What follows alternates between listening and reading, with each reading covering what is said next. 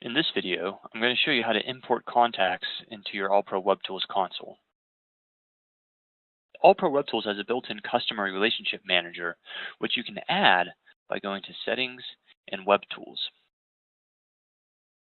Then go to the available Web Tools button and scroll down until you find CRM and click Add. And now you have the CRM tool installed. With the CRM, I'm able to go to the Contacts option on my menu bar and view a list of all the contacts I have entered. If I click on a contact and select it, I can see all their contact information and other important notes and events related to this customer. If you're just starting with the CRM or have a new list of contacts that you need to add, you can easily upload a spreadsheet of multiple contacts all at once. When you upload contacts this way, you'll be able to save all of the contact information that you would find in this area. So you can upload first, last, and company name, address, phone number, email, and any custom fields you have set up if you have the CRM Pro web tool installed.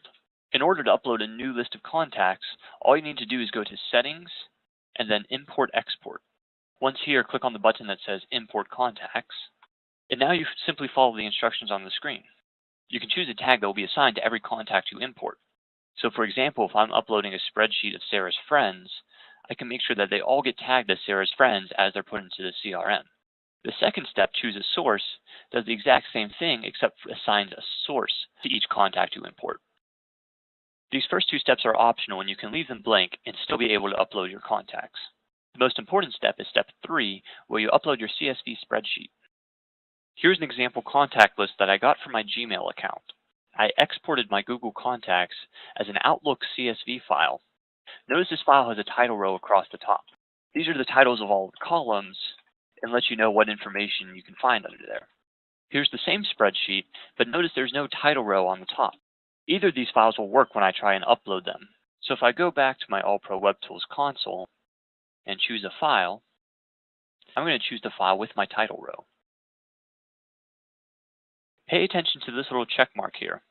Since the file I'm uploading does have a title row, I'm going to leave it checked. And now I'm going to hit the preview button, and I will have a chance to look over all the information that's about to be uploaded. Here's my first contact that's going to be uploaded. And you can see AllProWebTools already recognize that this is the first name, this is the last name, and that this is something that it doesn't need to include. Over here, AllProWebTools thinks this is a column it doesn't need to include either. However, I know I want those web addresses.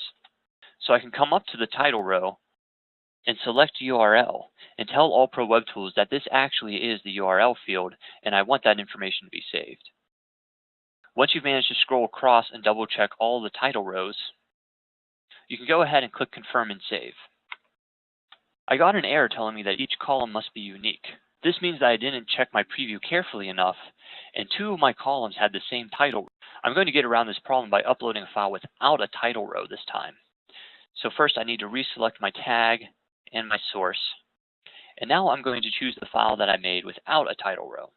And because it does not have a title row, I need to make sure to uncheck this box. Otherwise, the first contact on my list won't get uploaded. Now I can hit Preview. And since there was no title row, AllProWebTools doesn't know what any of these columns mean. That just means I have to manually assign each one real quick. This first column is the first name, and the second column is the middle initial, which I do not want to include. This third column is the last name, and this fourth column was the title, which again I do not want to include. I'm going to continue and go through and assign each column a title.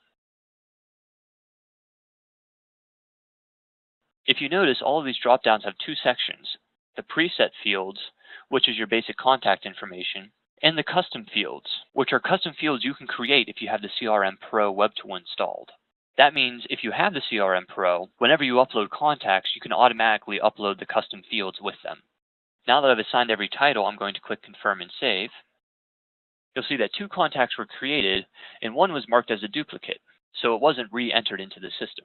You'll also see that all 3 contacts were added to the tag that I selected in step 1 at the very beginning.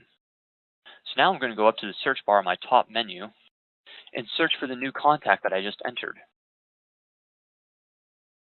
And you can see all the information from the spreadsheet got uploaded into our CRM record.